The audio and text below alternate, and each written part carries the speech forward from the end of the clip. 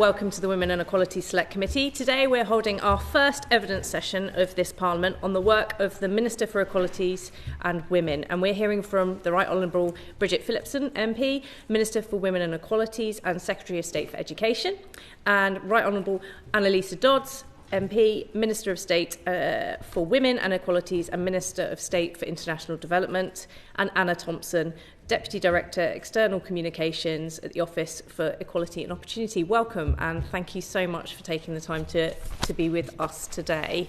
We have quite a range of questions, and so we are asking that the questions are short and that the answers are also short as possible, please. And where you want to give more details, please feel free to say that you're going to write in with extra evidence if you feel that it needs a much more detailed response. Okay? Thank you. To Bridget first, if I may call you Bridget. Yeah, of course. Thank you. How is the portfolio for Women and Equalities divided between you both in terms of responsibilities and day-to-day work? It's already very clear that you run the Women and Equalities side of things very differently to previous governments in the fact that there is a lead for each department, and we see that at oral questions. Yeah. So I think it would be good for the committee to understand how you're working. Yeah, absolutely. And just to begin by saying, Chair, thanks so much for the opportunity to be in front of the committee today. We'll seek to keep our answers short and get through as much as we can and follow your steer on providing more information in writing as required. It's an enormous privilege to do this job, and it's a fantastic ministerial team that we have. So as you'll appreciate, I'm the lead minister as the Secretary of State, leading on the kind of overall direction of the brief, and anything with a children and young people element or anything connected to socio-economic disadvantage, given that I lead the opportunity mission, falls within my domain, and that really does complement the work I do in the Department for Education. As you say, there's a ministerial team, each that has a delegated portfolio. I won't go through them all, you will have seen them listed, but I think it really does allow us to have that breadth across departments and making sure that ministers who are, for example, answering questions in the House are really able to give full and really wide-ranging responses, for example, if that were to be on health or disability, much more besides. And Anneliese, do you want to say a bit about your work and how you lead things? Yeah, absolutely. And again, I'm so delighted to be here with this committee and to finally be able to change things for the better, which is what we're determined to do right across our team. Obviously, I work really closely with Bridget and the other ministers. As Minister of State, I particularly focus on OEO legislation. I'm sure, Chair, that we'll get into the detail of that soon, but that's covering the Employment Rights Bill, the Equality, Race and Disability Bill, Conversion Practices Bill. I also lead on women's equality policy as well, so I have a seat on the VOG mission sub-board, again a subject we may talk about. And then, of course, our other ministers, just as Bridget mentioned, are covering discrete other areas. Of course, we have Minister Timms, as the committee will be aware, focusing on disability. Near Griffiths focusing, of course, on LGBT plus people. We also have Seema Malhotra particularly focusing on racial and ethnic inequality, and then we have our brilliant Lords spokespeople as well. Just do want to mention them as well, Lord Collins and Baroness Smith as well. Yeah. Fantastic, thank you. And in terms of key objectives for yourselves in these roles, what are your key objectives for the first 2 years? I'll kick off first. Yeah, just so over the next 2 years, we want to have made significant progress on a number of our key manifesto commitments, particularly where it comes to legislative priorities, and we can go into more detail on that. And Anneliese is leading on the legislation. So we've got the Employment Rights Bill scheduled to receive royal assent within the next year or so, we would hope, subject to passage through Parliament. Key areas within that address lots of important areas around equalities. We'll be publishing a draft bill on conversion practices, delivering a full trans-inclusive ban, and that will provide safety to LGBT people subject to those practices. And that will be in the form of a draft bill with pre-legislative scrutiny. Likewise, we'll also be publishing a draft race and disability bill, which will mandate disability and ethnicity pay gap reporting in the workplace. We also intend to commence the socio-economic duty, but we recognise that public bodies and other organisations will require guidance in that, so we're taking our time on that one to make sure it's properly worked through. But right across government departments, it's my job to make sure that equalities is the responsibility of all of us.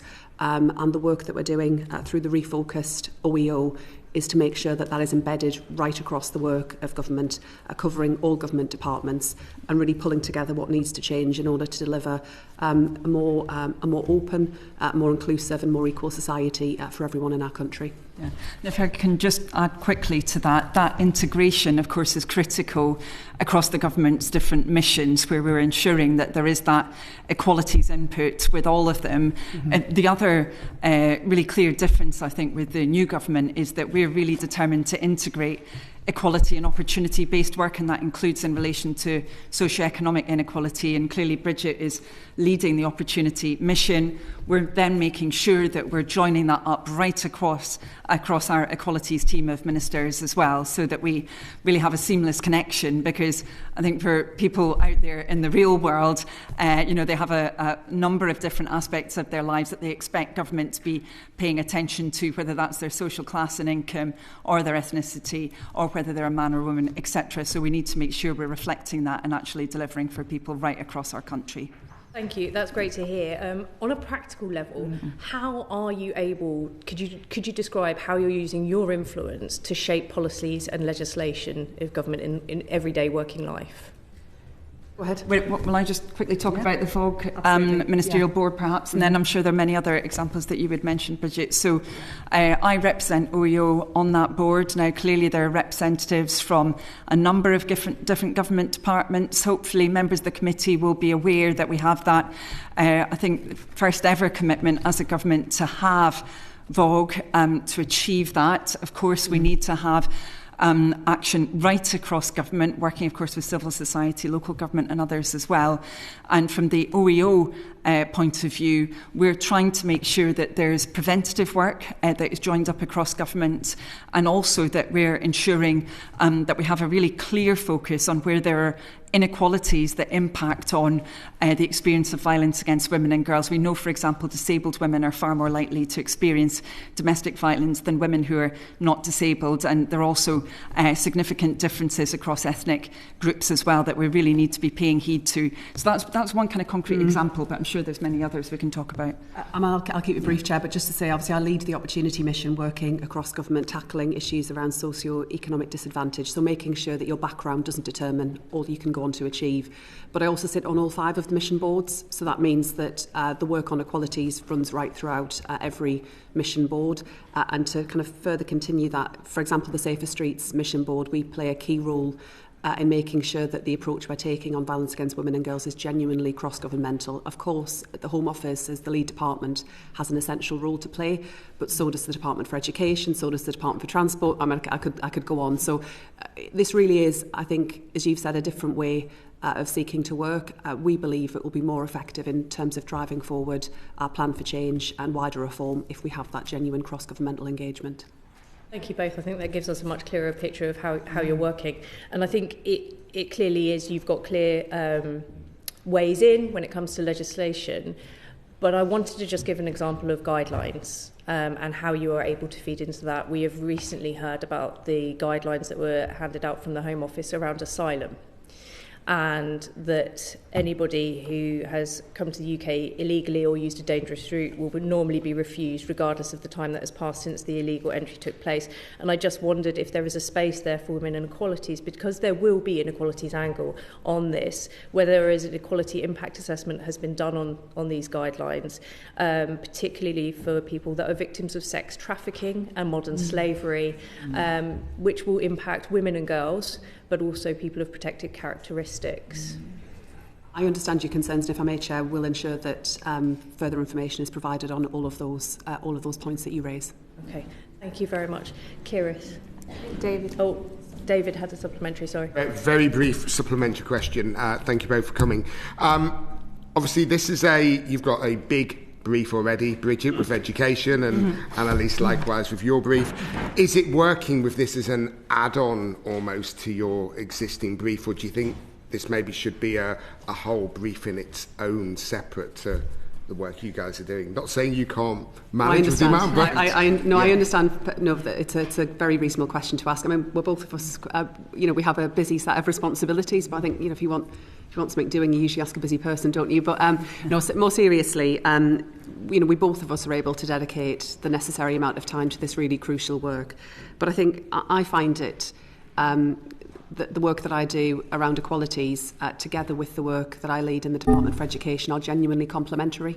And I think we've had better, in recent months, I feel policy development has been improved by that close connection between the two and by the work across government. So, it's always a challenge when you carry lots of responsibilities, but I feel it works well. But also, I think, with the range of ministerial appointments that have been made alongside that, a wide and big team who are able to then also take forward really important work. For example, we talked about Minister Timms and the work around disability. I think that's really allowing us to drive forward work across government departments in that crucial area, perhaps in a way that wasn't before. Yeah, and in fact, I don't want to hold up the committee, but I couldn't agree more. It's exactly the same for myself and I think for the other ministers as well. Yeah. Thank you. Kirith has got some more questions about the OEO. Thank you. Yeah, you mentioned the OEO a few times there. So could you just explain the structure of the Office for Equality and Opportunity, the different units within it, and do all of those units within the OEO report to yourselves? Yeah, so just to set out, the OEO is a Cabinet Office business unit, so it leads on that cross-governmental, cross-cutting policy related to all of the areas that you will be aware of. We think it's right that it sits right at the heart of government through the Cabinet Office, because so much of that work does require coordination across government departments. There are different business units within OEO, each leading on a different aspect of equalities policy. So we have the Women and Equalities Unit, the Race Equality Unit and the Disability Unit, alongside the sponsorship of a number of arm's length bodies alongside that. And I did feel it was important to make that change back last October, renaming what had been the Equality Hub. I think it was an important signal of this government's commitment to putting equalities right at the heart of our work. And it was at that stage that we also announced the full ministerial team with a record 5 equalities ministers plus our 2 spokespeople in the Lords. So I think this demonstrates and underlines the government's commitment to taking this work incredibly seriously. And just on the Equality Hub, how is the new OEO different from the Equality Hub it replaced? Yeah, absolutely. And of course, changing the name of an organisation only gets you so far, but I think that was an important signal. I think it's the ambitious programme that we set out that really does speak for itself in terms of the legislation that we have already brought forward as a government and are intending to bring forward. And how we, I think, have demonstrated our commitment to that wider work across government with the representation of so many ministers in the team.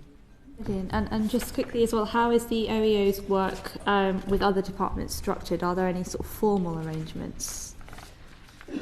There are formal arrangements in a number of areas of work. So violence against women and girls would be one area, for example, but there are other emerging areas too.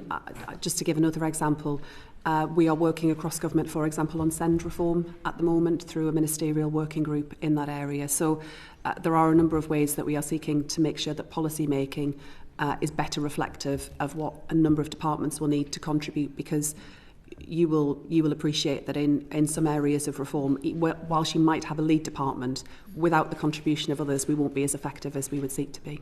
And one of the priorities of the OEO is to improve the quality of evidence and the data about inequality. Could you just explain what the key evidence gaps are that you're seeking to fill and how you're going to go about doing that? Do you want to speak to that, because it covers legislation as well, doesn't it? Yeah, absolutely. I mean, this is a real challenge, and I think if we're being completely frank, we saw what was called the Racial Disparities Unit that was set up by Theresa May, and that point intended to improve the quality of data gathering and use across government on issues to do with racial and ethnic inequality. There wasn't a huge amount of impetus then after that, I would argue, in subsequent years around its work and the broader activity that needed to take place politically to drive this. So we really are focusing on how can we make sure that we have the right evidence and information. When it comes to violence against women and girls, for example, ensuring that we've got appropriately fine-grained information around both what will drive change, but also the incidence of different forms of violence against women and girls. Also ensuring that we're actually using data and evidence from other countries and from different local authorities, and that's particularly been the case with violence against women and girls, where there's some very good practice that we can draw in and make sure that we're then putting into that policy conversation. Yeah. Great, thank you. And lastly, one of the other top priorities is embedding equality and opportunity throughout the government, including a new focus on socio-economic background. What does that involve on a more practical level? So we are committed to enacting the socio-economic duty, and we intend to set out in due course when that will happen. But it's also, again, the relationship with the opportunity mission that, again, is cross-governmental. So the key focus of that is to ensure that background is no barrier to opportunity. We're looking at the measures by which we will judge that progress, and sitting underneath it, there is a lot of work that relates not just to education, but wider measures around socio-economic disadvantage, around the connection between family income and long-term success, for example. In some areas, there are well-established measures that we can draw upon, but I think there are still data gaps that we are looking, and we are looking across government at how we really seek to capture not just the current position, but also how we affect change over time. But there is also legislation that we can come onto as well that will allow us to have, I think, a better and clearer understanding, particularly where it comes to workplace-related discrimination. Yeah, thank you. So you mentioned that the race and disability bill, I'm assuming, would be one of those mechanisms. Absolutely. Thank you. Thanks, Kirith. Catherine. Thank you, Chair, and great to see you both here, Ministers. I wanted to ask, I actually had a general question that I'm going to sneak in, sorry, Chair, before my reproductive health questions. And that was, so you've explained very clearly how the portfolio is divided and the kind of day-to-day work. But I was thinking in 5 years' time, how will we know your work has been successful? What will success look like in a nutshell? Great question. I mean, I hope that we will have that legislation that we committed to in our manifesto in place. I hope that we will have driven change on those core missions, halving violence against women and girls, but a number of others as well. And above all, I hope we'll have a country where there's more opportunity for people wherever they live, whatever their background is, and that we'll have worked across government in order to deliver that. That certainly would be my measure of success within 5 years. And I hope we can deliver quite a lot of that more quickly than within 5 years. Absolutely. I mean, I'd just add in that alongside the work that I've talked about today, I also co-chair the Child Poverty Task Force with the Work and Pensions Secretary. We know that far too many children in our country are growing up in poverty. And again, this is an area where we are working right across government to make sure that we can really start to tackle that scourge that blights the life chances of so many children. So as Anneliese said, there will be milestones along the way in terms of legislation, but the legislation is an enabler for the change. So we want to create a more equal society where everyone can play their full contribution, and where the family that you're born into, the town that you're born, doesn't determine everything about your life chances. And sadly, we know that for too many of our people, background is destiny, and I don't believe background should be destiny. Yeah. Catherine, before you just you go into those questions, I just wanted to come back, Anneliese. When you talked about halving violence against women and girls over a 5-year period, is there an acceptance that actually this may go up if reporting mechanisms are improved and trust within the system improves, because we know of the level of underreporting? So, Chair, that mission is for a decade, I want us to make sure that we are in the right direction by that 5-year point. But you're right. Of course, we need to look really carefully at the measures to assess this. The Home Office, as you would expect, are particularly focused on this, how we can ensure that we really are looking at the right indicators for where there's change here. There has historically been significant underreporting. We believe that there still is underreporting in a number of different areas in relation to violence against women and girls. So we're focused on that, particularly in that ministerial board. Yeah. And just, would you like me just to address the precise measure as well? the Home Office colleagues believe the best measure of VOG is prevalence as reported through the Crime Survey for England and Wales. But we are across government working with the ONS on producing headline measures overall, so a suite of metrics where we can work towards that halving of violence against women and girls in a decade, including on making sure we've got accurate reporting around female homicide victims as well. Thank you. Catherine. Thank you. So on to reproductive health. We recently did a report which shone a light really on the real dismissive approach, I'm afraid, to gynecological health across the healthcare system. So to Bridget first, please, what are you doing to challenge this mentality? Absolutely, an enormous challenge. I'll defer to Anneliese, if you don't mind, Chair, who leads on this area for us. Yeah, and we're both really passionate about it, and I know that many members of the committee are, because we're seeing a situation where, in fact, unfortunately, as the committee has found, we see too often women's symptoms either not being diagnosed for far too long or being dismissed, women not being listened to, as of course the committee has shown in spades, unfortunately, with the research that you've undertaken.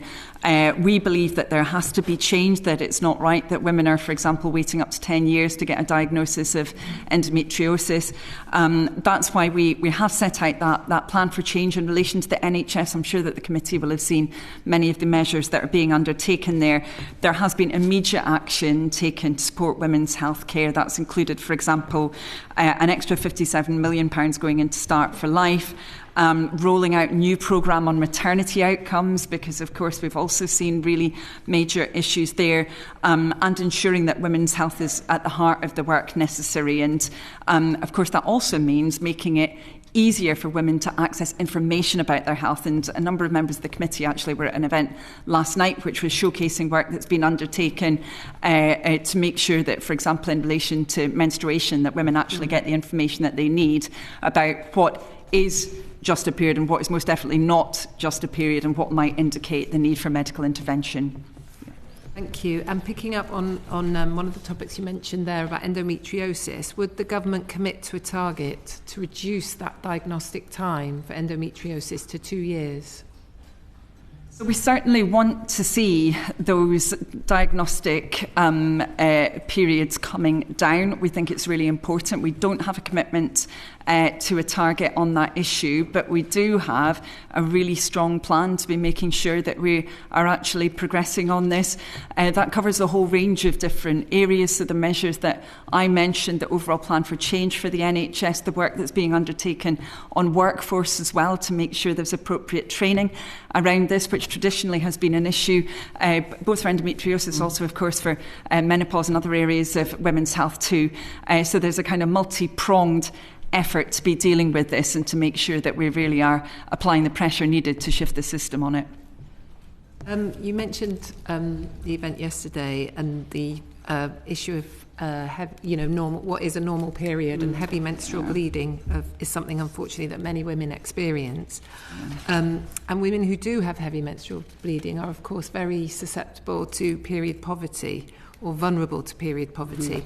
Do you support our recommendation that they should be able to access free period products?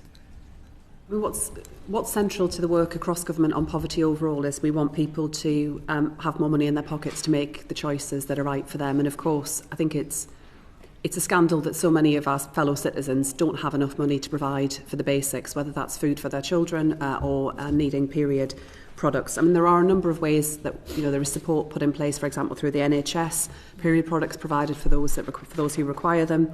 There is a scheme that operates from the DFE for education settings, for example. But I believe that we need to tackle poverty at its root cause, so that all women in our country have enough money in order to provide the basics. Thank you. I've just got one more question, if that's okay, Chair. So we recommended that the Employment Rights Bill should make clear that supporting women with reproductive health conditions falls under the definition of advancing gender equality.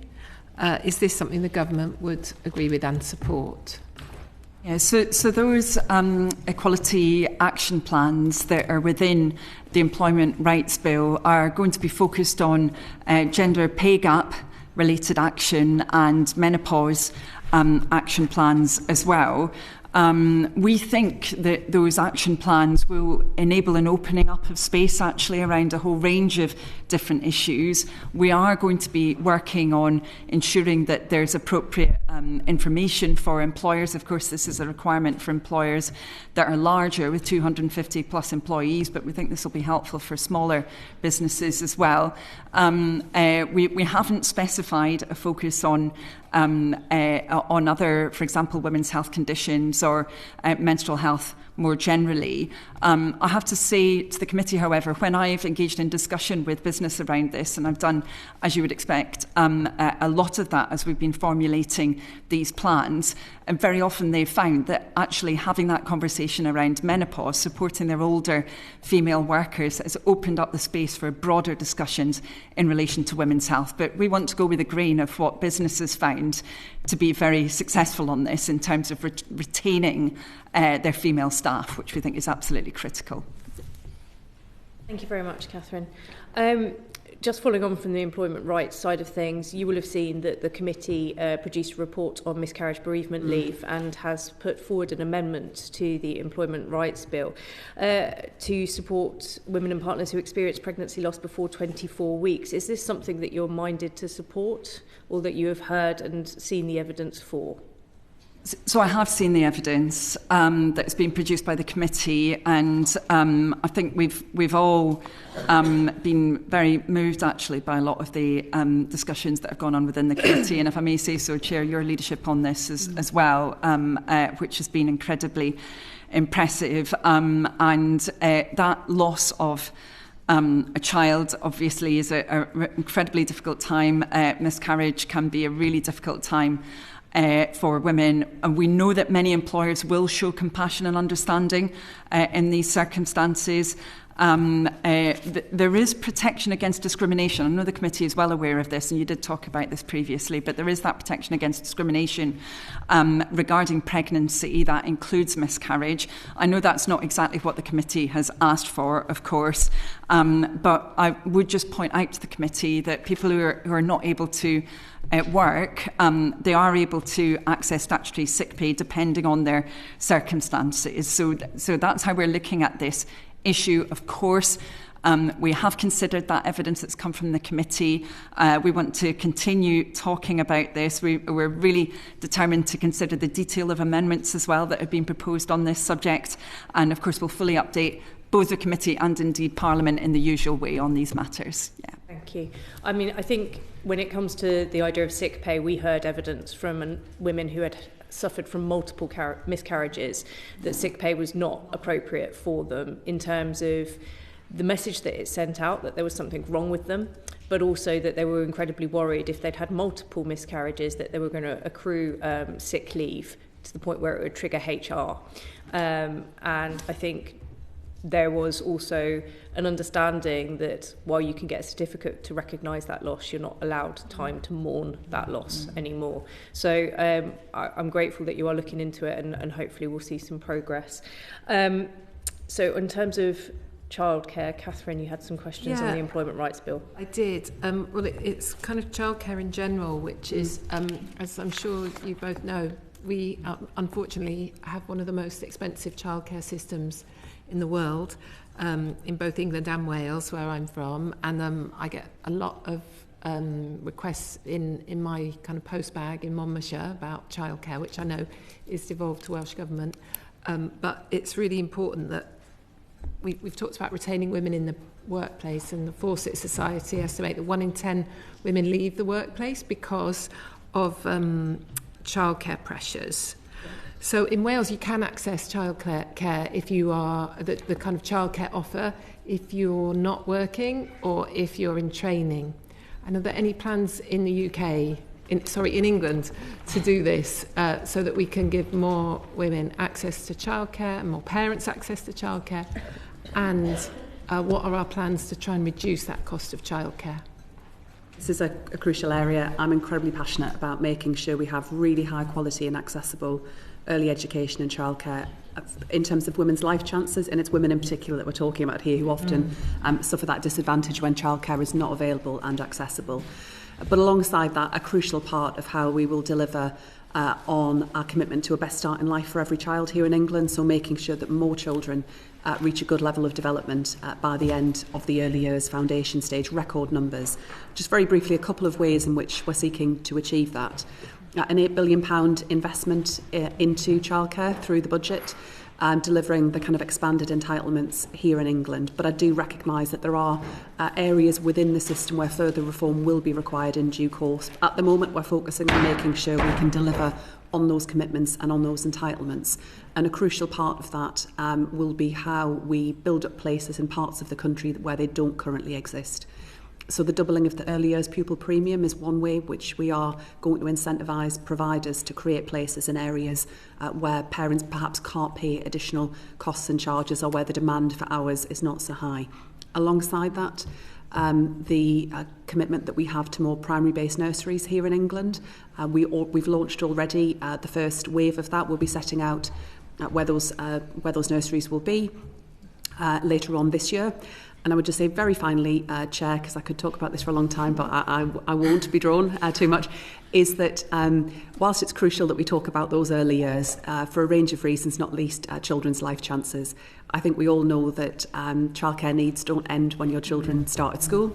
And that's why through the Children's Wellbeing in Schools Bill, we have a commitment to rolling out breakfast clubs in every primary school, with the first 750 of those early adopters opening in April this year, with a commitment to rolling out further through the course of the Parliament as part of that bill. So I think a really clear signal about the priority that we attach to it.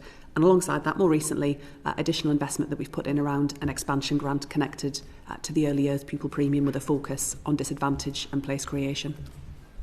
Thank you. Catherine, did you have any follow-ups on that? Or well, I guess, are there any plans to extend the childcare offer to women who aren't working or who are in training, so that they can then get into work? I understand the argument, and there is a need to reform the system overall. We will reform the system through the course of this Parliament.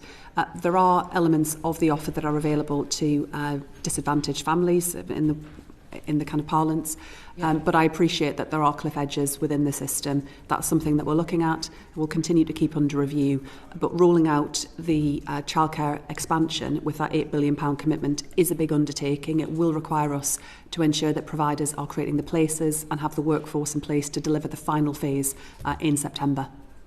Thank you, Catherine. Rosie. Thank you, Chair. Anneliese, I'm just going to sort of focus on employment law, which you've said is your kind of area. Obviously, there's no way we can comment on current cases, but you'll be aware of the case, the tribunal involving nurse Sandy Peggy. And cases like that, including the Darlington nurses case. Do you agree that they've got important implications for the operation of single-sex exemptions in the Equality Act with regards to women's privacy and dignity in the workplace? Well, thank you very much. Of course, the case that was mentioned is one that is currently within the court, so it wouldn't be appropriate for me to comment on it. Furthermore, of course, it relates to the Scottish NHS, which is an area that's devolved to the Scottish Government. On the broader issue, however, of single-sex exceptions, the new government has been very clear. We back the Equality Act. Of course, that act was initially a Labour government act, one of the last actions of the previous Labour government. We are determined to ensure that there's clarity around this. Of course, there is the ability for service providers to ensure that they do provide single-sex services, and we've been seeking to ensure that that is very clear. I myself, for example, visited a single-sex women's refuge quite soon after I started in post, to make sure that government is making that message clear as well. Thank you. What are your views on clarifying sex in the Equality Act as called for by Sex Matters and 100,000 people who've signed the petition? So I think it's really important that there is clarity around particularly what service providers understand of the law. We've been seeking to try and ensure that, especially around the availability of single-sex services where they're required. That applies, of course, in conditions like the one I mentioned when it comes to refuges, other circumstances where it may be particularly important for safety and privacy, and we've been making that very clear. There has, of course, also been the For Women Scotland case, which is ongoing, and that is specifically about these issues related to the definition of sex within the Equality Act. So I know that colleagues will understand I can't go into that in detail, but we're very clear there has to be and should be clarity around this, so that particularly service providers understand what the law means. Yeah. Thank you. You'll also be familiar with the settlement reached last month between Eleanor Francis and 2 government departments. That's no longer an ongoing case. She was forced out of her career in the civil service because of her gender-critical views. These departments, having spent 6-figure sums of taxpayers' money to resolve the case, are now overhauling their policies to ensure that they're lawful. So what steps is your department taking to ensure that lessons are learned from these cases and ensure that no more taxpayers' money is wasted to defend unlawful policies?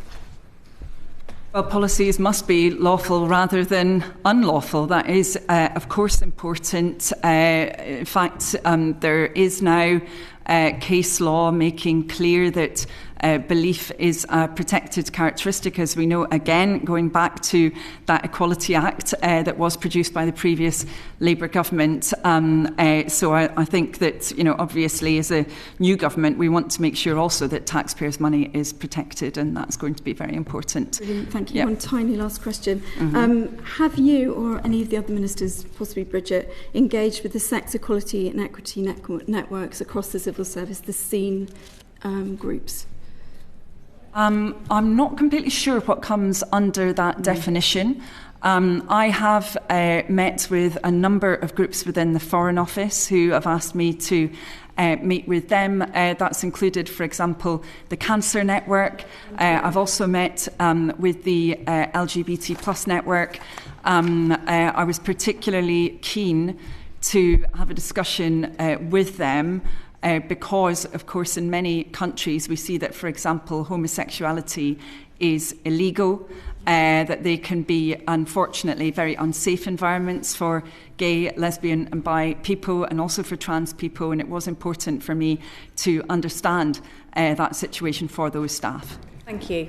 Thank you very much. Yes, of course, Bridget. If I may, sorry. Yeah. I'm not aware that I have, but I'm happy to check and come back on that point. And just to re-emphasise the point that Anneliese was making just around the approach that the government takes in these areas. We do want providers, where it comes to single-sex exemptions, to have absolute clarity on what is covered by the law. Before I was an MP, I managed a women's refuge. I know how incredibly important it is that women have access to safe, timely and dignified support.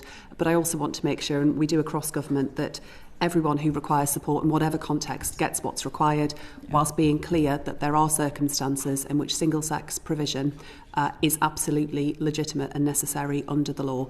So to be absolutely clear on that point. Yeah. Thanks very much. Thank you. Catherine. What role, if any, are you and the Women and Equalities Unit playing in the government's review into parental leave? Obviously, that has a huge impact on equalities. Yes, it absolutely does. There's no question about that. And we're aware that that system of parental leave is not operating in the way that it should be. We see, for example, extremely low take-up of shared parental leave. There are a number of measures that colleagues may be aware of within the Employment Relations Bill which are going to improve this situation around day one rights, for example. But on the issue of the overall review, that's a Department for Business and Trade lead, but we are engaging in that as the OEO, and we're really determined to ensure that we do have a proper review of this area, because we also know the positive economic impact that can come from getting these things right. They're not just important for parents and, of course, their children. They're really important for our economy too. Yeah. Thank you, Catherine. Rachel. Thank you. Thank you, and apologies for being late to the meeting. I had another meeting with the Minister. You'll be aware that the Conservatives promised to ban the abusive conversion practices almost 6 years ago. It was in numerous King's speeches, but never delivered. And it was in the government's King's speech. Could you update us on how you're getting on with this and how and when you expect it to finally be on the statute book? Absolutely. We are working on this right now. You completely accurately described the previous situation where there's a huge amount of instability and different approaches being taken over time. We as a new government are really clear that we will take forward a full trans-inclusive ban on conversion practices. We're clear that they are abuse. We're also clear that any ban mustn't cover legitimate psychological support, treatment or non-directive counselling, and it has to respect the role that teachers, religious leaders, parents and carers can have in supporting people who are exploring their sexual orientation or gender identity, and that exploration, of course, can be really important for people. But we're working right now on that ban. There is actually quite a lot of cross-party consensus on this, despite the kind of twists and turns that we saw over recent years. But we need to make sure that we have a ban that will work, that will be effective, that's very clear in terms of its impact legislatively and in practical terms as well. So we are going to be working closely with a whole range of different organisations, bodies and hopefully parliamentarians on this. Yeah. I think we've seen a rise in those sorts of practices taking place and being organised sort of particularly by gender critical groups. So I'm really pleased that you've confirmed that those practices will be trans-inclusive. I mean, have you seen a difficulty in those practices being purported to sort of help with people questioning sexuality, but really being conversion practices to prevent people exploring their gender? So we do believe that exploration is very important. We have the previous government's consultation to examine, which was contributed to by a very large number of people, and that indicated a range of situations where people had been subject to what they described as conversion practices. Now, of course, it will be really important for us to have a very clear definition within the bill. We want to be clear, as I said before, that exploration is actually very important for a lot of people. But when we see abuse, that is not acceptable. And so that's what we're focused on now. And of course, this is critical when it comes to ensuring that healthcare practitioners can carry out their work, as well as I mentioned before, those who are, for example, religious leaders, carers, parents, and so forth. Yeah. Do you have a timescale as to when we should be expecting that to come forward? Because it was in our King's speech, and obviously we've seen that happen before, where it's been in a number of King's speeches or Queen's speeches would have been and not delivered. So is it just an idea of that timeline and where the unit's work is at the moment on that? Yes, of course. So this was not just within the King's speech, of course, it was within our manifesto as well. It's something we're strongly committed to. We are working on a draft bill right now. We will be publishing it later this session. So this is something that we really are pushing forward on. As I said, we need to make sure that we have a bill that above all will be effective to ban abusive practices, but a well-drawn bill that has a clear scope as well, so that people who are exploring their sexual orientation and gender identity are able to do that. Yeah. Thank you. Thank you, Rachel. David. Thank you. So moving on to the EHRC, the Equality and Human Rights Commission. We understand it's currently operating with only 7 commissioners, and that's contrary to the Equality Act of 2006, which states that there should be no less than 10 or no more than 15 commissioners. So I guess 2 questions. What's led to it only having 7 commissioners, and when can we expect the appointment of the correct number of commissioners onto that commission? Yes, of course. Our first priority is to appoint the new chair, and a recruitment campaign for the new chair began in November last year. The advert closed on the 8th of January, and a recruitment campaign for additional commissioners will begin after the chair is identified, including for a Wales and Scotland commissioner. We've extended the terms of the chair and the interim deputy chair in the meanwhile to provide stability during this time. It is, of course, simply just the way of things that often terms will come to an end, and then it is necessary to make sure that a recruitment process takes place to replace those outgoing commissioners. But I do think it's right that we proceed with the appointment of the chair, so that the chair is able to be involved in that wider recruitment process once the chair themselves is in place. And I do also just want to put on record my thanks to Baroness Faulkner for all of her work taking forward the EHRC, and it's been a pleasure to meet with her and discuss the work of the EHRC, as I know Anneliese has also done on a number of occasions. I'm going to push you a little bit, just in terms of time frames. So both for the new chair and hopefully getting back up to 10 commissioners, and also for getting the Wales and Scotland commissioners.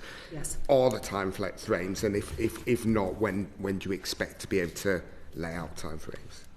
Yeah, so the recruitment process for the chair is well underway. That advert did close in January. We want to move as rapidly as we can to make sure that the new chair is put in place.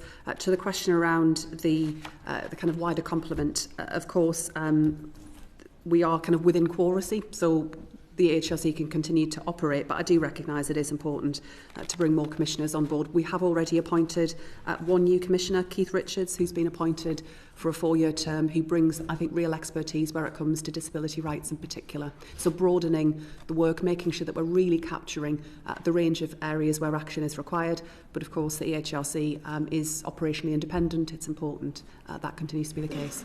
That's good to hear, because we have heard reports that sometimes the commission is not quorate because they've only got 7 and therefore they're not able to make decisions at time. So if somebody's not present out of the 7, then it causes issues. So it's good to hear that there's a plan to get back up to the levels needed. The final question is just around funding for the EHRC. So obviously, it's been functioning since 2012 on the same budget that was judged to be the minimum needed to function that year. Now, obviously, given the increase in the remit of the HRC, is there any commitment to reviewing the budget and potentially increasing the budget? Yes, so for 24-25, the EHRC received a slightly increased baseline budget delegation of 17.5 million. That was up from 17.1 million.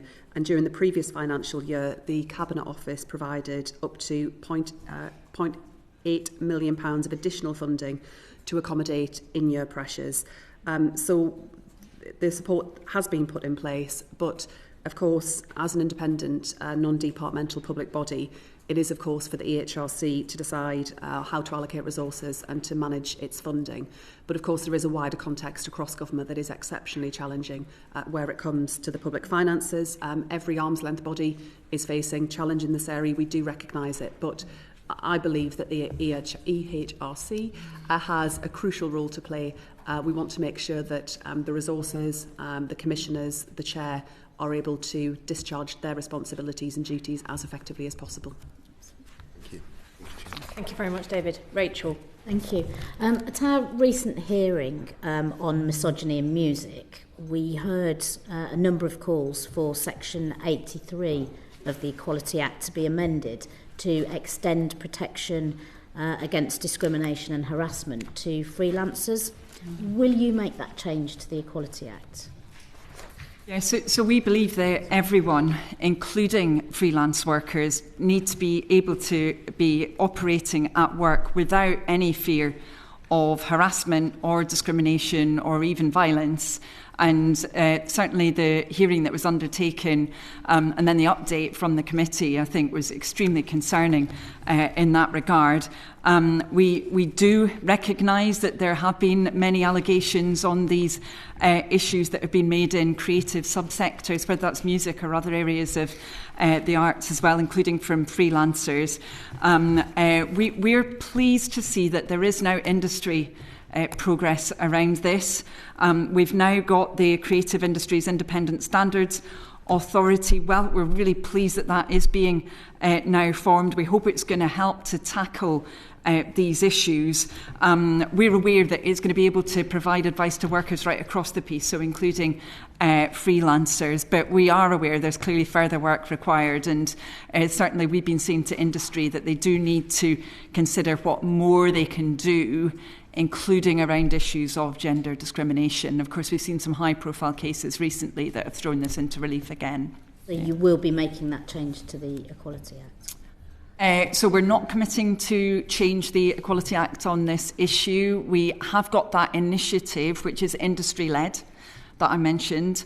We want to see that being effective. We think it's really important that it does deliver.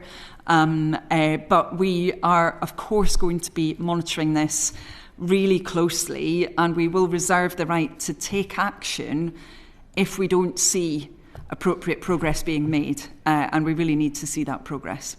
Yeah. And when will Section 14 of the Act on dual discrimination be brought into force? Yeah, well, in our manifesto, of course, we committed to enacting that provision, often known as dual discrimination, sometimes also called combined discrimination. We are committed to strengthening protections against that kind of discrimination.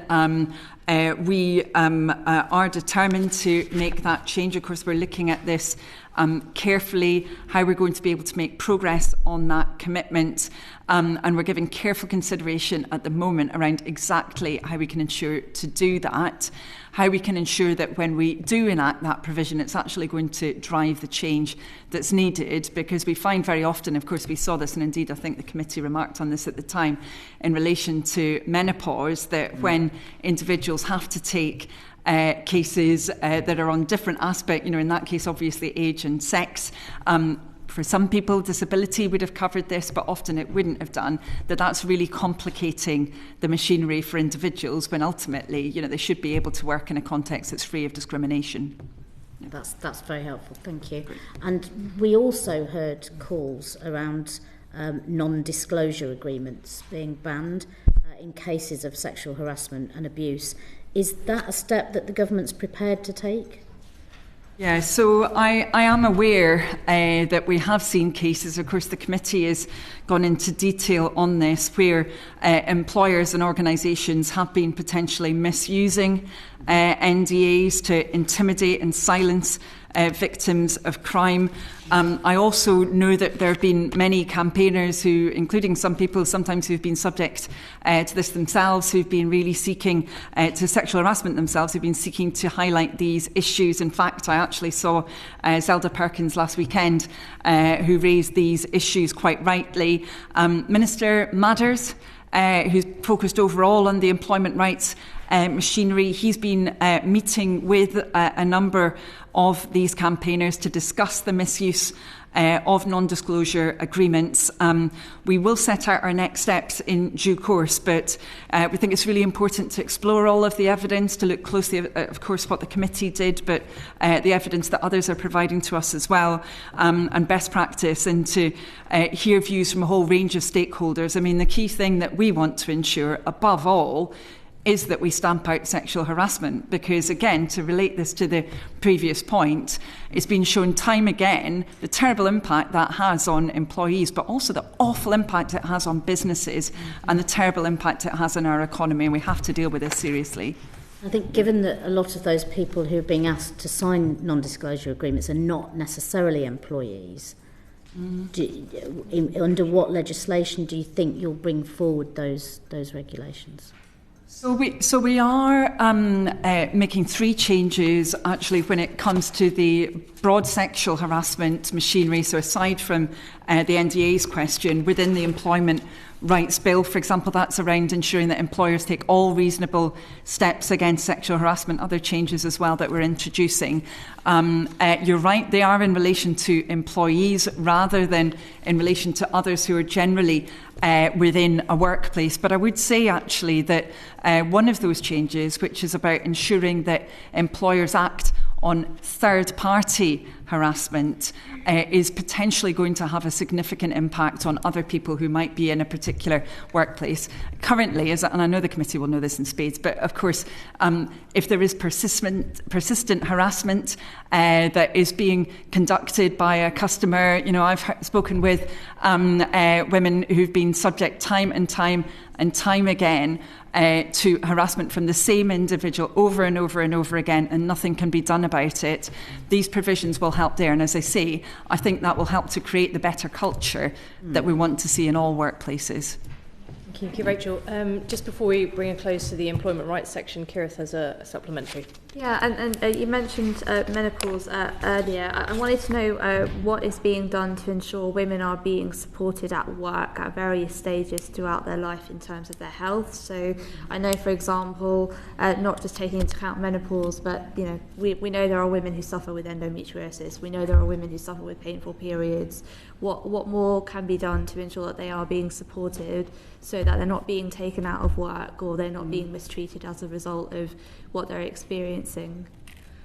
Yeah, I mean, I think this is a really important area because we ultimately need to ensure that all women are able to thrive at work. Again, it's important for them, it's important for the whole economy that happens. The evidence base when it comes to menopause is particularly strong. Actually, some work that's been done has suggested that around 1 in 10 women within the relevant age category have said that an inability to fit their existing working patterns and conditions with dealing with symptoms of menopause where they have them has led to them actually leaving the workplace. So we've focused on that in terms of the equality action plans and specifically menopause action plans. That was also after discussions with employers who've adopted similar approaches. It could be changing uniforms, for example, or looking at how flexible working arrangements operate in their workplace. So we've produced that focus within the equality action plans. But as I said, what we've heard from employers is they think that broader discussion around women's health may well be facilitated by this. Because what we see in the committee, of course, will again be well aware of this. Very, very often we have a workforce that's comprised of people my age and a bit older with younger male managers who may not know anything about menopause or other women's conditions. And this is going to provide that opportunity that's going to help those managers as well as those employees. Can I just clarify? So you're saying you've got there's a strong argument and a strong evidence base for how menopause impacts women in the workplace. Are you saying there's not enough evidence or is not as strong an argument for some of the other, monthly health conditions women might experience and how that impacts their work? Well, actually, we do see that there is some evidence that those conditions can have a really significant impact on many women, and that is the case for many women with endometriosis. And certainly I've read many of their testimonies about how it's had an impact. I'm really pleased that the Office for National Statistics is conducting work now which is going to be looking exactly at this question in relation to endo, I believe, and focusing on the labour market impact of it. And I think that would be really helpful. Yeah. Thank you. Thank you, Kirith. Natalie. Thank you. Thank you for the work you're doing to halve violence against women and girls. The first question, you've already covered what measure you're going to use and the timeline, how you're working cross-departmentally, so thank you for that. I want to know how the target to halve violence against women and girls will be affected by the creation of new offences, such as criminalising the creation of sexually explicit deepfakes. Yeah. So, as I was talking about earlier, we've got the measures in place as to how we will seek to track progress over time, over that decade. But you are right that alongside that, we do have commitments to creating, to making sure that the full legislative framework is available for prosecution of emerging offences that we have seen. So, for example, what you just described there, also the sharing of intimate abuse images, for example.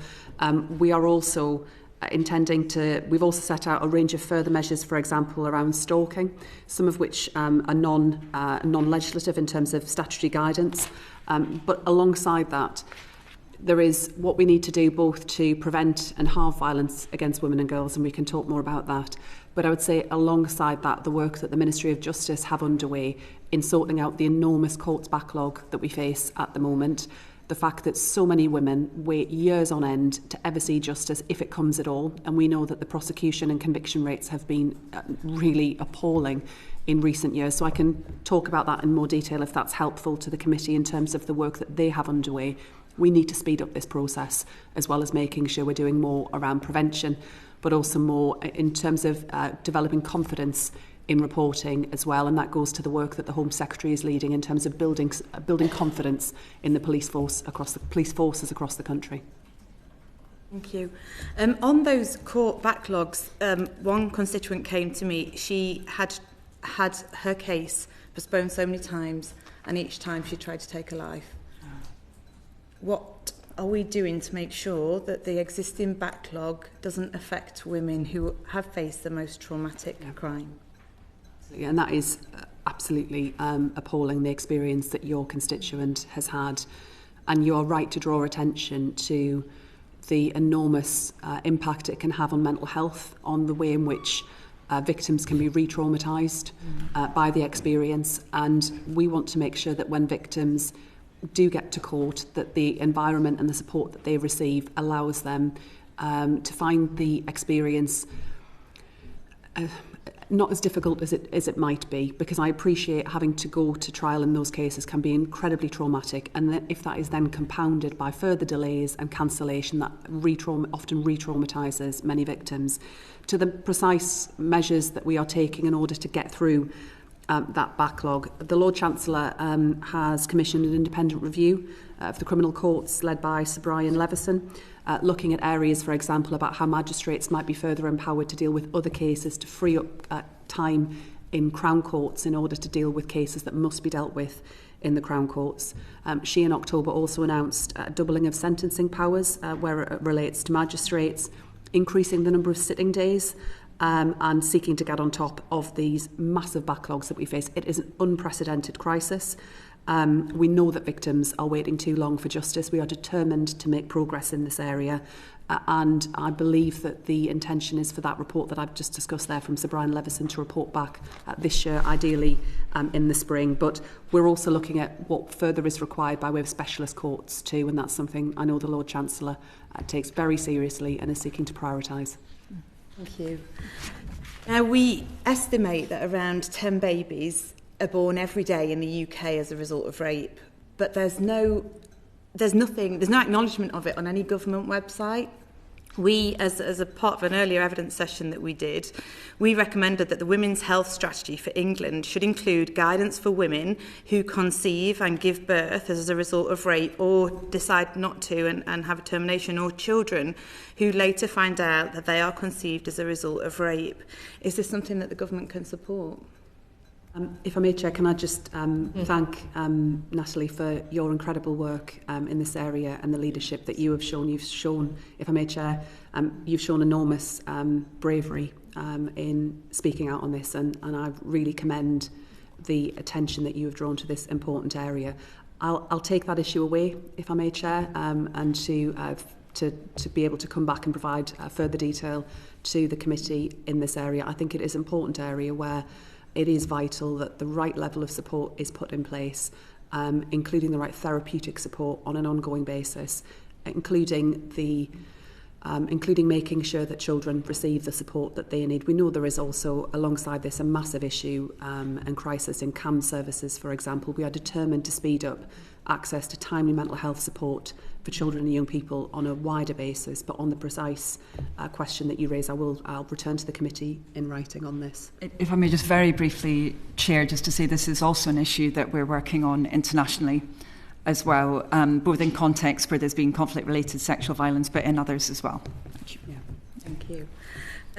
Just quickly, you might have to come back to us on this one as well, which is absolutely fine. Women report having to hide the crimes of men because if they tell the truth, for example, that conception is a result of rape, the man says that they will then demand access to the child, and there's nothing stopping them to doing that, whether they have served prison time for that or not. Is this something that the government can look at? I know this is something a number of members have raised, including recently in debates and in questions in the House. And I know it speaks to a wider challenges in the family courts overall. Something, again, that the Lord Chancellor is keen to make progress. I'll return to the committee with further information on that point. But I think the last thing any of us would want would be for children to be further subject to trauma or abuse, and the family courts and wider support services, including through statutory services, have an important role in protecting children, making sure that they are not exposed to neglect, to emotional abuse, and to any form of child abuse overall. Thank you.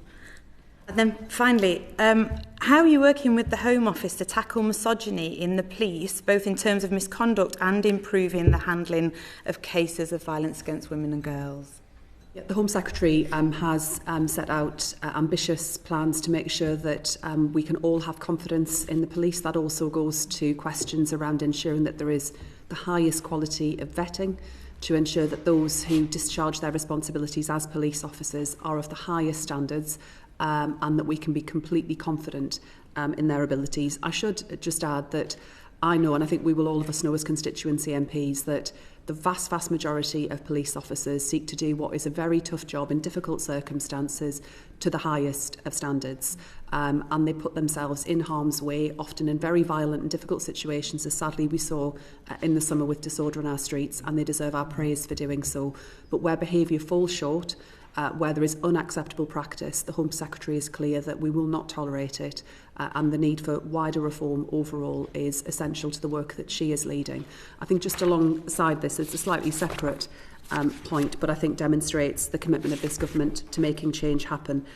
We've also set out plans for a national policing centre for violence against women and girls and public protection, investing £13 million at this financial year to make sure that we're really targeting, that we're really clear about how we bring focus and attention in these areas, and make sure that practice that is developed is shared right across police forces to avoid there being any element of postcode lottery in terms of what victims might expect when they find need to contact the police. Thank you, Natalie. On that point around trust in the police and ensuring that the highest standards are met, the Met Police Chief, Mark Rowley, has recently said that there are a number that have failed the vetting reviews, but he is unable legally to sack them. Are some of the reviews from the Home Office actually going to involve changing legislation? It feels like a very odd thing for a trade unionist to be arguing about, but for improving ways in which unsuitable officers can be dealt with, and that there are actual consequences for them. Yeah. So the Home Office is currently consulting in this area around vetting. That consultation is due to conclude very soon. What the Home Secretary set out yesterday in response to what you describe is that we do intend to make rapid progress in ensuring that police forces have the powers at their disposal to ensure that the officers that serve the public maintain those very high standards, and that we can all be confident around vetting processes. So are we expecting changes in legislation to enable police forces, not just necessarily the Met, to be able to do this, but others around? That consultation is underway. We will take whatever steps are necessary in order to maintain confidence. I'm not clear whether legislation would be required or what form of legislation might be required, or whether the Home Secretary may be able to discharge her functions in a way that delivers on what I think is essential around police forces having the necessary powers in order to ensure high standards of their officers. Thank you very much. Catherine, did you have a follow-up? Yeah, I had a question on a slightly different topic. In Monmouthshire, groups like Queer Space have reported to me a really big rise in online abuse, and trans people in general are having real difficulties at the moment. So I wanted to ask what the government is doing to try and protect trans people and ensure that online abuse is stamped out. I mean, it's essential that everyone within our society is able to live free of abuse and free of such unacceptable targeting, including online. We know, sadly, that the world in which we live in, this happens far too often to too many people. And of course, I would always encourage anyone who is targeted online or receives abuse of any form in person or in the street, wherever that might be, seeks appropriate support, and where it meets the criminal standard, I know that the police will seek to take that seriously. And if I may, just to add to that, the committee will of course be aware that the Online Harms Act is coming in to practice. Much of that is focused on protecting children, but there are other measures around particularly vulnerable adults. I know that the government is going to be looking very carefully at the operation of this, particularly in areas where we see the incitement of violence, where we see, unfortunately, criminal activity potentially being facilitated. So this is something that government is focused on. Yeah. Thank you, Catherine. We've got 3 fairly chunky subjects left, but I'm going to hand over to Christine now. Yeah, sorry about this. Thank you very much. Since the budget, a lot of us have been approached by third sector organisations about the rise in national insurance contributions. So I wonder if you could tell us what impact the government is expecting the rise in NIC to have on the third sector organisations who support minority groups and vulnerable people. It will apply differently to different organisations, and this was a difficult but necessary decision in terms of the changes around national insurance contributions in order to raise the revenue that is required to fund our public services to restore economic stability, and that did involve some very difficult decisions on tax, and I do recognise this. I do really value the work of our charities and third sector organisations. Our tax regime for charities is generous in terms of the wider reliefs that are available and the ability for charities to receive kind of wider public support through the tax system overall. But the government is not in a position to provide additional support around national insurance contributions short of where we're talking about, for example, public sector workforces where additional funding will be allocated in order to ensure that public sector organisations can meet the additional costs that they are facing. I appreciate that's challenging, but we inherited a very difficult fiscal backdrop that has necessitated some really hard choices where it comes to public services. On that, was there an equalities impact assessment done on what the impact might be on the work of third sector organisations such as MenCap and Rape Crisis, what the impact on the people that they support would be? Yeah. We carefully considered the impact of all policies, including the changes around national insurance. An assessment of the policy was published by HMRC in their tax information and impact note, and the OBR looked at the macroeconomic impact of the changes, which is in line with the previous way in which this will be dealt with and the way in which previous governments approached it. There is no intention to publish further impact assessments on this policy, however. Okay. You mentioned the cost of supporting the third sector further. So I just wondered, was there a cost analysis done on how much it would cost to exempt third sector charities from the national insurance rise, considering the potential extra pressure on the public sector if charities aren't able to cope and reduce their services? As I say, my understanding, and this is obviously a Treasury lead, my understanding is that various assessments were undertaken as a part of that, but not in the way that you describe, which is in line with previous changes to national insurance contributions and how that would have been approached. The government will be providing support for departments and other public sector employers, but that applies only to those employers, I'm afraid. Considering how wide-ranging this change was and the impact that it is already having, do you think it might have been an opportunity to assess things differently and look at it differently, to perhaps do this type of assessment that isn't normally done but might have been appropriate in this case? I can certainly put that point to Treasury. I suspect my instinct will be what you're asking for is not necessarily straightforward, but I'll happily ensure that that is picked up with Treasury. And I'd just emphasise as well that whilst we believe as a government it was necessary to make that tax change, we did protect the smallest businesses and charities through that process, so doubling the employment allowance, which meaning more than half of employers, including charities with nixed liabilities, either gain or see no change next year, and alongside this maintaining the generous tax reliefs that do already exist for charities, amongst the most generous in the world, because we do recognise the important role that they play and the degree to which the British people want to support charities, including through contributions that relate to the tax system. Thank you. Thank you, Christine. Samantha. Hello, it's nice to see you here. I'm going to move on to disabilities now. I just last week had a visit to my constituency from Minister Timms, so he was wonderful, made people feel very seen, and I thank you for the fact that there is a disabilities champion in each of the different departments. I think that is wonderful. I want to talk specifically right now there about autism.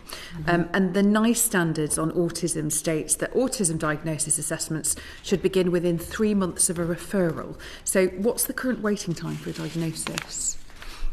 I have to say to you that I don't know the precise waiting time. I have been, however, very concerned about waiting times because certainly from my constituents, and of course this is something that Minister Timms is well aware of as well, we have seen, unfortunately, too many people who've been waiting for too long. Now, I know that you'll be aware that it's the responsibility of integrated care boards, I'm just going to call them ICBs from now on, to make available appropriate provision that includes access of course, to autism assessments. There is a national framework now, there's guidance, but we really want to make sure that we are seeing change here. There's been a particular issue also, of course, when it comes to diagnosis within girls too, that NICE is focused on. And I know that Department of Health is really wanting to make sure that there is due regard to the NICE guidelines that have come through.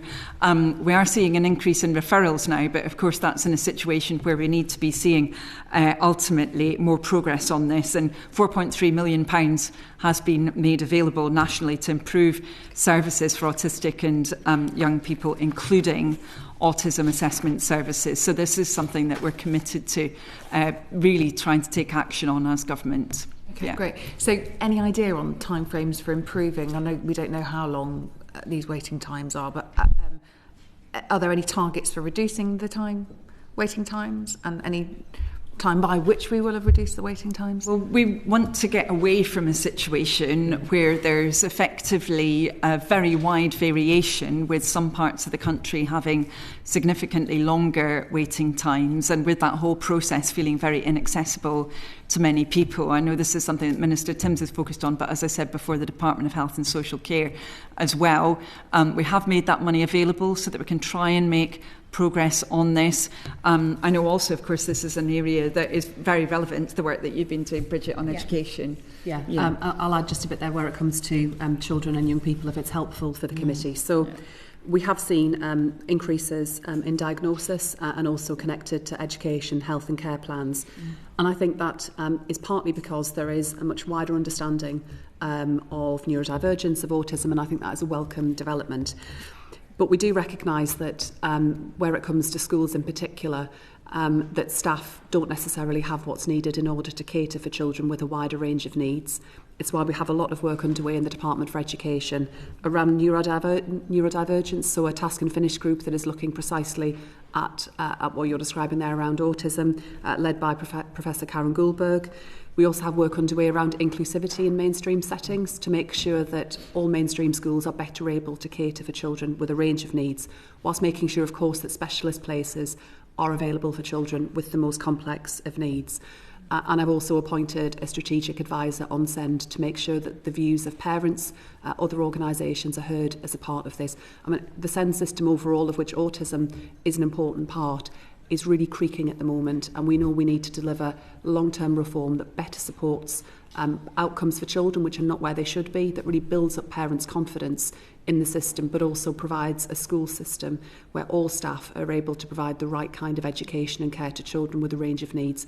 We've seen big changes over time, and there is a lot more that needs to happen. We did invest more through the budget, and that was crucial, but I think investment alone is not the answer. We also need to see reform in this space as well. Just linking back actually earlier to the comment on childcare as well, we know that parents who have got children with special educational needs probably struggle even more to get the wraparound care they need, let alone the half-term holiday care that they need. So just mindful to, preach to the converse, quite frankly. I thank you for that. I just want to draw your attention, whether you're aware or not, but in May last year, this committee, obviously our predecessors, published a report raising concerns about inequalities in healthcare and employment for people with a learning disability and autistic people. Can we flag to you that we've not yet had that? Yes, absolutely, and I'm aware that you haven't yet had that. My understanding is that, of course, this is a responsibility for the Department of Health, but they are seeking to really take into account the significant work that's underway at the moment to drive long-term improvement to health and social care services, and take the time to properly consider how the recommendations from that important report can be addressed within whatever actions are needed. Obviously, we've now got the development of the 10-year health plan underway, for example. There's other actions that the department is taking, the Department of Health, which obviously I don't sit within, but I know this is something that they're really keen to be delivering improvements around, and I'm sure that response will be coming to the committee on those important issues, because I know they're working on them. Great, thank you. Just moving to a slightly different topic, but hugely important, about the over-reliance on inpatient care. So the Disabilities Unit website does not list the mental health bill as one of its priorities. So just for a bit of background, and I suppose framing of the question, just wondering what the Disability Unit and Race Equality Unit's done to understand and tackle why people with autism and minority ethnic groups, particularly black people, are at high risk of detention under the current Mental Health Act. Yeah, I mean, this is a significant issue, and we know there are some really big disparities in outcomes, actually broadly across the mental health system, but as you rightly say, under the Mental Health Act as currently stands, black British people, I think, are around 3.5 times more likely to be detained under the Act than white people. And, as you talked about, that inpatient care is very differentially distributed when it comes to different ethnic groups. They're also 7 times more likely to be subjected to a community treatment order. So there is, of course, the bill that's reforming the Mental Health Act that Department of Health colleagues are working on. It's Gillian Merrin who's the lead on that. But also there's different models that are being piloted of advocacy as well, because this is often a challenge as well, including for families and those who may be inpatients themselves, so that there can be much greater consideration and just understanding of the nature of presentation of mental ill health, of what's needed in order to secure recovery and appropriate treatments. This is work that's ongoing at the moment, and there's also the patient and carer race equality framework that's being rolled out by NHS England, which hopefully is going to be driving change on this too. So are you and the Disability Unit involved in... Yeah, the OEO is involved in this work, yeah.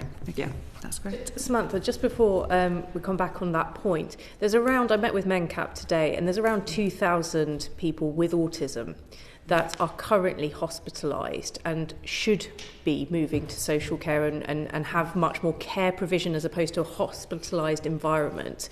What's the OEO doing to work with the social care side of the department as well as the NHS side of the department to bring us to a suitable conclusion for those 2,000 people that have inappropriately been hospitalised? Yeah, so there are, of course, changes to the detention criteria which are going to be coming about, and it's really important that when that happens, that there is strong community support available, and that's something that we've been really focused on across government. There are new duties actually within the bill, which you may well be aware of, that try and ensure that will be provided. Obviously, this applies to autistic people, also people with a learning disability as well. And there are measures like the statutory care, education and treatment reviews and dynamic support registers as well, that we hope are going to be facilitating this, because those people do deserve the right support above all. Yeah. Absolutely, and particularly with the autistic and learning disability side of things, that there will be a great need for that support, and whether local authorities are actually resourced to provide that, particularly given complex nature. Some people have been hospitalised for far too long, and will take a great deal of reintegration into a care system. Can we get assurances that local authorities will be provided with the right level of resource, particularly for these people that have been hospitalised? Well, we really do want to make sure that we're not ending up in a situation where For example, people are still detained when otherwise they might not have to be.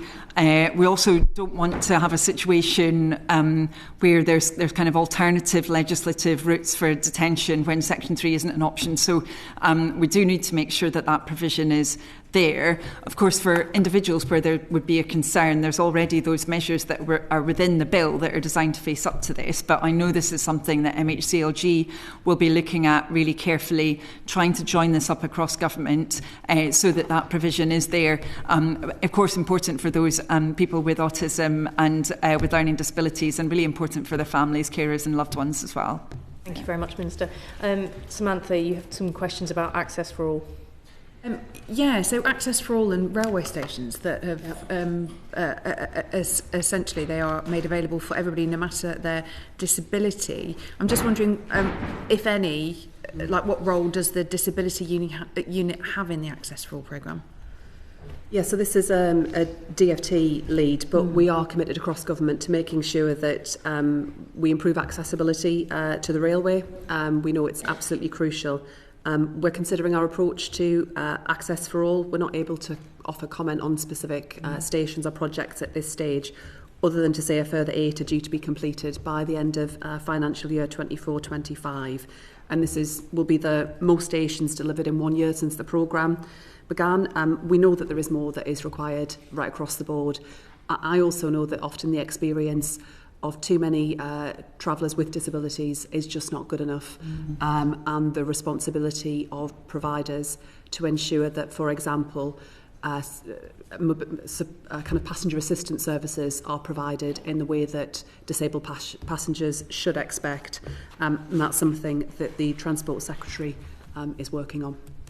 Great. And so one final question really. You mentioned that there are 8 pilots going forward. I think I'd read somewhere that there were 50 stations on a feasibility list.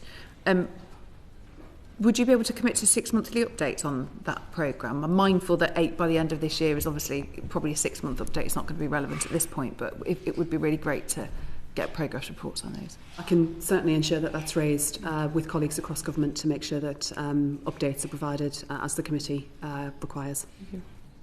Thank you very much, Samantha. Kirith. Thank you, Chair. We met with Dame Sarah Khan recently, and I wanted to know why the government hasn't spoken to her as yet on community cohesion, and what recommendations from the Khan review is the government planning to take forward.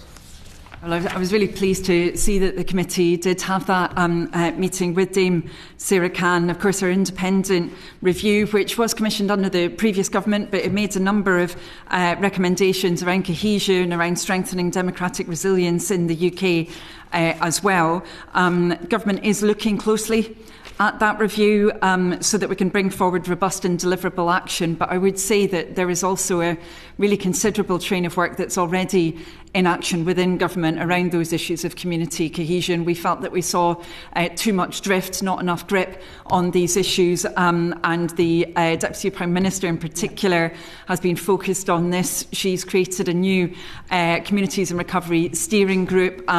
We've had many visits to areas in particular that were impacted by the disorder that took place over last summer, and there has been particularly support in relation to those towns and cities that were impacted, and work towards a much more strategic, longer term approach to social cohesion, because we think that's really what we need to be seeing.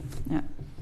Thank you. Will the government meet with Dame Sarah Khan to discuss some of her recommendations in her review? Of course, I can't speak for colleagues, but I would have thought that generally they're very open to making sure that they're gathering evidence from as many places as possible. And certainly I know that that review that was conducted by Dame Sarah Khan has fed into the work that is ongoing in government. But as I said, there has been that considerable train of work more generally.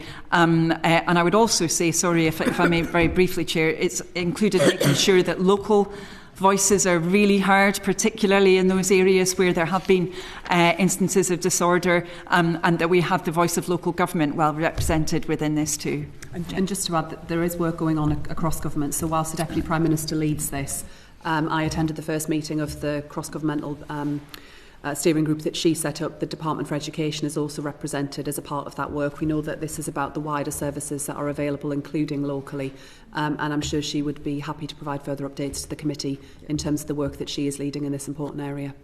Thank you. And what is the government hoping to learn from the Independent Commission on Community and Cohesion that's not already covered by the Khan Review? Yes, I mean, of course, that commission isn't government sponsored, but I think again is going to be really interesting to see what the commission comes out with. So really experienced people, of course, who are involved in it, and the Together Coalition, which has done a lot of work in this area. So we really want to be seeing constructive proposals that address the threats that we face and that bring communities together. And as I said before, the really core thing for this government is that we have a longer term approach to this, that we make sure that we really are focused on community cohesion. As I said before, we felt this was an issue where there clearly was focus under the previous Labour government. We've had kind of peaks and troughs since then. We want to have something that's actually going to cohere for the longer term now. Yeah. Thank you. And would the UK government commit to developing an annual data set to monitor community cohesion across the UK, following best practice by other countries like Australia, for example? I mean, it would be, I'm sure, a question that a number of different parts of government have looked at. Certainly we have been looking at, to in fact relate it to your previous question, the different sorts of data that are accessible to government on related questions. There is the British Social Attitudes Survey, which does go into many of these subjects. Over time, for example, it's asked questions like who people would be happy to have as a neighbour, those kinds of questions that can be an indicator. Whether people, in fact, from other surveys as well, we have an understanding of whether people believe that British society is divided, whether Britain is tolerant. I have to say, actually, that compared to just about every other country, Britain is a country where people are tolerant, where we do look out for each other, and also where, while we may have different views around politics, we still like each other, we still want to have conversations with each other. But of course we need to always be vigilant, to be working really hard, especially on those kinds of issues that were raised previously by yourself in relation to the Khan Review and the disorder that we saw last summer. Thank you, Kirith. Just on that point around the relation to the disorder that we saw in summer and the riots, there is one group within our communities, many Muslims, that would not have felt quite as glowing as yourself there, Minister, particularly at the height of that level of hatred and division that was directed solely at them and their communities. And we did see the quick action from government around providing 24-hour security for mosques. What are your views on actually defining Islamophobia? Because in both evidence sessions, both on community cohesion, Dame Sarah, as well as our gendered Islamophobia inquiry, which will now be broadened as a result of the information that came out, it's really difficult to tackle an issue that cannot be defined, and to tackle it with a standard approach, which is the same across country, service and institutions.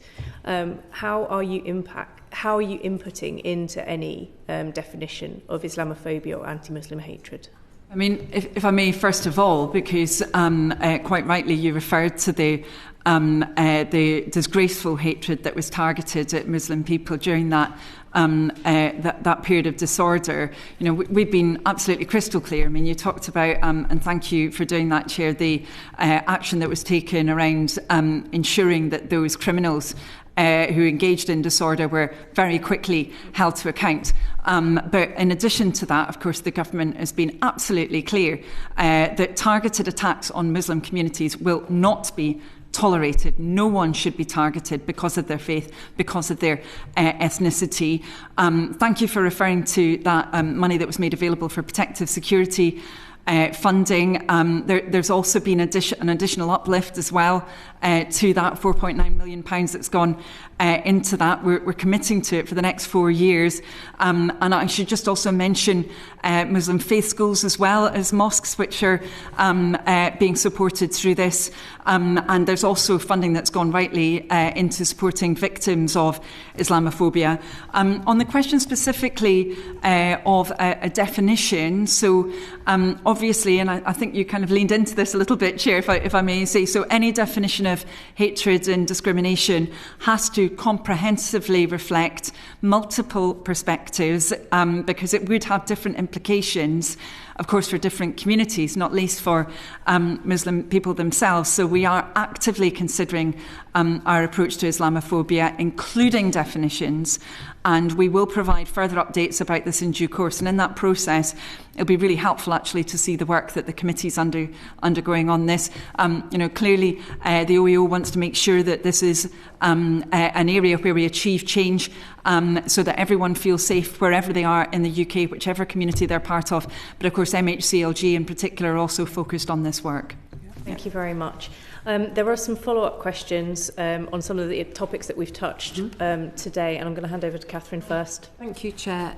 Could you tell me, I'm not sure who's the most appropriate minister, but I'd really like to know what specific work the Office for Equality and Opportunity is doing to support young trans people. Yeah, sure. I mean, I'm happy to kick off on that, and then I'm sure that Bridget will want to come in. So we think it's really important that all young people are protected, whether they're trans, they're not trans, lesbian, gay, bisexual or straight. We want to see that support being available. And therefore, I think one of the most important things perhaps that we've sought to do is to ensure that actually we're clear that everyone should be treated with dignity and respect. That, of course, includes young trans people. It includes all young people. Of course, on a whole range of equalities issues, there will often be a discussion around the right policy that should be adopted. That's quite right and proper. But we must conduct those discussions in an atmosphere of dignity and respect. And, of course, that's particularly the case when it comes to young people and making sure that they're supported. Yeah. Thank you, Catherine. Kirith. Thank you. My question relates back to some of the issues we talked about around policing and sort of data gaps. I was wondering if there's any work being done to improve or address some of those data gaps, particularly around when we're looking at VOG and victims of domestic abuse. Are police forces being encouraged to collect data around race and ethnicity of some of those victims, and also extending that to perpetrators as well, because that would provide, I know, a lot of organisations with a data set to work from to see what sort of trends and patterns that we're seeing across different races and ethnicities. My understanding is yes, that is the case, but I can make sure that the Home Office provides you with a more comprehensive update on that. But yes, that is my understanding, and that the Home Office also wants to ensure that overall there is a more consistent approach to data gathering, because there is variation between different police forces. Thank you.